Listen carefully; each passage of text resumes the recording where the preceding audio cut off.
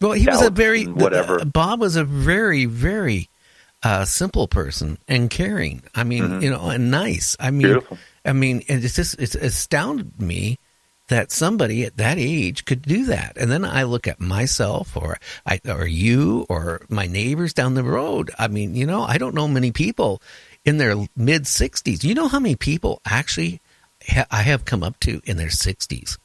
Okay, because I ride a motorcycle. And it's a big bike. It's not a small one. People my own age will come up to me and they'll say, "Aren't you too old to ride a bike?" And I say, well, no. And there was a case, a little story back about 2 years ago. I was stopped at my little store. It has a gas station that I go to virtually a couple times a week. And I was there pumping gas in my motorcycle. And this guy, he was like about 65, 64, something like that. He rolls his window down and he goes, "Beautiful bike." And then we started talking. He goes, I want to ride a bike, but I can't because I'm too old. And I go, "Well, what do you mean you're too old?" And he goes, "Well, I'm like 60s, mid 60s, whatever it was." Okay. And I said, "Well, so?" "Well, my wife thinks it's too old." I told the guy, I said, "Look, you're only too old if you convince yourself you're too old." Okay. About a month, 2 months later, I'm at that same store because I go there all the time.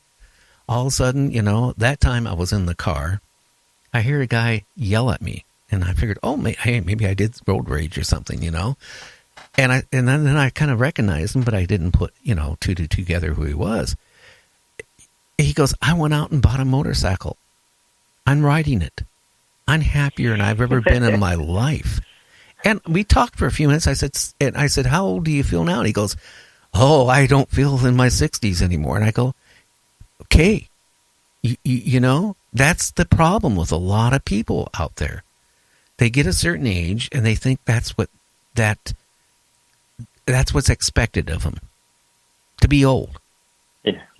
Yeah. It's all in the mind. We talked about that earlier. It is a mind. It is. It's a mind thing. Yeah.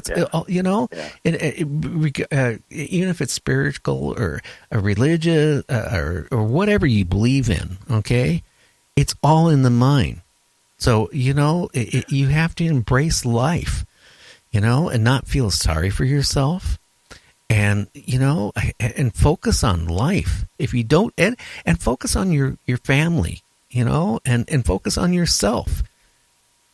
Well, and it's all, look, Mother Teresa, she's over there in Calcutta and she's helping people and she's finding joy in it. And you look at that and you see there's just poverty everywhere, sickness everywhere, despair everywhere, pain everywhere. And she is trying to add a little joy to their life by taking care of them. You find there are people who have everything and they have nothing. You've met those people too. They have everything. They have all the toys. They got all the money.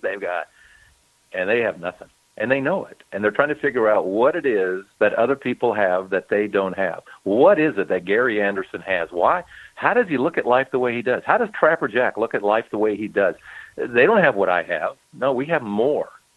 We have more. We found something. Okay, but something. You say you're not a religious guy. You say you're not a religious guy, but you found what is supposed to be in that faith. You have found it. I think what kind of clogged up your way maybe is some of the institutional stuff that got in the way and some of the dogma and all that stuff. But you found the key to it all. You found love and forgiveness and all of that. You found it. That's what faith is. The love is the end point of that faith journey is love, and you found it. Yeah, and I found happiness, and I wish I would have found it. Yeah. But like I said, at one point in my life, I found greed. Okay, I found the worst that a person could actually almost be. I was at it in the mid 80s. I mean, when I had a lot of money, I was probably the worst person you could ever want to be around with. I didn't care about nobody other than myself. And you saw the movie Wall Street during that decade. I mean, that was such a greedy little time. The market was starting to go up. In the 90s, it went up even more, and everyone got into that whole Wall Street kind of feel to it of riches and all of that. And at the end, But you know what? you, Having possessions, okay? Having a nice house, having a couple Corvettes, having a limo, having, people, working for you, it get to the point, you want more and you want more and you're never happy. You're never emotionally happy. You do want more. So that little bit more greed you get makes you happy for, what, a day? And then next morning you wake up and you're just as miserable, if not more miserable. I heard somebody say once, I heard Go somebody ahead. say once that at the end of it all, you're lying there, maybe on your deathbed. What are you remembering? Are you remembering that great day when someone handed you a $5,000 check? Or are you remembering moments and regrets of why didn't I do this more with family and why didn't I do this and that? And, you end up with the regrets. Nobody thinks, man, I thought I only made $1 million more. Nobody thinks that. Not at that moment. Not at that moment.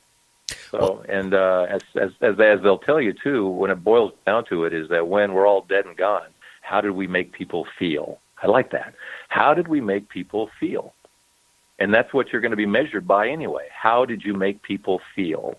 How did you raise a room or lower a room? How did you make people feel? Well, how about when you pass on, nobody is there at your funeral? Then you realize you made nobody feel good. Now, someone listening right now going, yep, that's me. 2 people are going to show up. That's it. No, there'll be more than that. Trust me. Yeah. But it's a nice reminder of just how we treat how we treat people. How we treat people. So I think regardless that you went through that period and you kick yourself for going through that period and feeling like that, and we all went through that. I'll tell you an experience. Here. Yeah, please do. I come from the land of ego. I was a radio guy, and the only thing that mattered was my show and my ratings and my, and how well we did and all that, and making a nice income and all those kind of good things. Okay, so then finally, as I said, I come across this Dr. Namey, and I see miracles, and I see how they treat people too. I see the niceness in the doctor and his wife Kathy. And it's like I suddenly realized, how am I treating my kids? Why am I yelling at my kids? And just little things. Why am I treating this person that way and this person that way? And I went through, and here's what happened. I was seeing so many miracles happening. I mean, just overload of miraculous. You name it, as I said, you name the disorder, I've seen it reversed. And early on in this, after the first couple of months of this, I was at home in this office, sitting right here. And I looked up and I said, obviously, you're trying to get my attention, God. What is it you want me to know?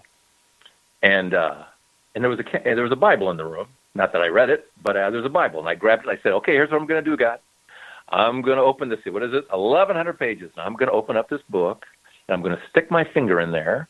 And wherever my finger ends up is going to be what you want me to know right now. I found out later this is called Bible roulette. Oh, yeah. So I flip it open, and I stick my finger in there, and I hit Psalm 40. Psalm 40. Here's what Psalm 40 says. I cried out to you, God, and you plucked me out of the muck and put me on firm ground and steadied me and put a new song in my throat for others to hear. And I looked at that, and I thought, isn't that interesting? Because I had cried out, and I did feel like I was in the muck, and I do feel like I was then taken out of that and put into this better place. And I was steadied, and I do have a new song in my throat for others to hear, and it's about the miracles, about what God is doing in the world and all that kind of stuff. And I'm still singing. Okay, so I sat back in my chair after just looking at my life before, during, and after. I'm looking at, past, now, and future. And I just stopped for a moment, and for the first time in my life, I went, you're in the room. You're here right now. He's God, talking you're to you. actually in this. He's talking to me. He's talking to me. Okay, so next thing that happened to me. So a couple of months later, I'm downstairs. I got a workout room. I'm downstairs. I look over in the mirror, and during these past couple of months, I am like you and your moment. I'm trying to be a better person. I'm trying to be a more forgiving person. I'm trying to be a more loving person, a less yelling person, a less egotistical person. I'm trying. I really am failing, trying. But a couple of months later, I'm downstairs, and I look over into the mirror, and I could see better then. So I looked over into the mirror, and I see my body split in half long ways. And out of my head, I'm watching black smoke pour out of it. And I'm going, what the heck is this? And then it dawned on me what the message was. It was, you're getting rid of some of that ego. Keep coming. Keep coming. You're changing. You still got a lot in there, but it's leaving you. You're changing. Then, several months later, I get up at 2:30 in the morning to go do the radio show. I wake up, I start getting up, and whoa, I can see perfectly in a pitch black room. I'm not dreaming. I am wide awake, and I'm looking around, and I see everything. I see the furniture. I see the carpeting. I see the area rug. I see there's a dresser, and there's a table and a lamp, and the drapes and the ceiling fan. I see everything, Gary, and I'm going, wait a minute, how can I see this? It not only was bright, and I'm looking for the light source, and there was no light source. And I'm looking for the light. Not only that, but because I had night blindness and tunnel vision, suddenly I realized everything looked smooth, clear, and I had complete peripheral vision. I'm looking around the room just going, what's going on? This is amazing. Lasted about a minute. And then all the black crud came rolling back in. I just went, wow. And then it happened again a few months later, only this time during the day. So it was like God wanted me to know that that wasn't a fluke, that was real. So I got it twice. But each one of these things was like, keep coming. And then I started having more experiences. When I started doing the Blind Faith Live podcast, and I did over 200 episodes, episode 41, something started to happen that continued through the entire run of the podcast.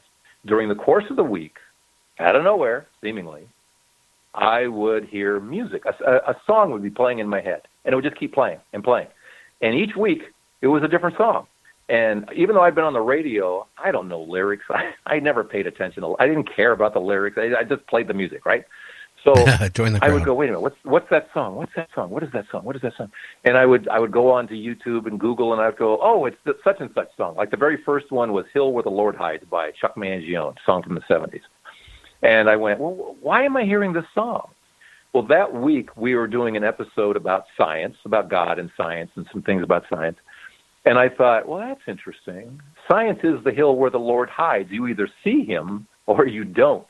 But the hill where the Lord hides, I saw a beautiful analogy there. The hill where the Lord hides is science. You either see him in the science, you see what he's doing, or you're totally blind to it. And every week after that, different songs bubbled up, and I would spiritualize the lyrics. It meant such and such then, but what does it mean to us? For example, and I still get music, but every week I got a different song. I still get music. Here's the song that's playing now. And it didn't take me long to figure this one out. The song is, you remember the Phil Collins song, Against All Odds? Yeah. It's called Against All Odds, Take a Look at Me Now. Okay, so the song, Phil Collins is singing to his girl who's left him. She's gone, and she's not coming back. And he's saying, turn around, see me cry, turn around, and look at the empty space. You know, it's like where you used to be. You're not here anymore. Turn around, take a look at me now. And against all odds, I'm still going to wait for you. I know it seems crazy, but against all odds, I'm going to wait for you. That's what the song is about. So I spiritualize the lyrics. What does that mean? Who's singing the song? God's singing the song. Who's he singing to? Everybody who's left. And people have left the churches in droves. You know that. 50% of the millennials, baptized millennials out there, don't even claim to be Christian anymore. You have, for every one person coming into the church now, 6 are leaving. So here's God singing, turn around, look at me cry. Turn around where you used to be. Turn around. Where's my dysfunctional family? It's like, where's everybody? Yeah. Turn around, but against all odds, I'm going to wait for you. Well, I'm one of those who left the church for 15 years, really more like 30, and I came back. And against all odds, he's waiting for people to come back. And the message for me in the Touch by Heaven podcast that I do is to keep showcasing these moments where God shoots off the flare gun in individual lives and globally, like the Eucharistic miracles or Our Lady of Guadalupe, and keep doing stories about them so that hopefully my podcast isn't just about fortifying the believer, but also sparking the curiosity of anybody else. And so every episode we go off in some direction that hopefully will do that. The second episode we did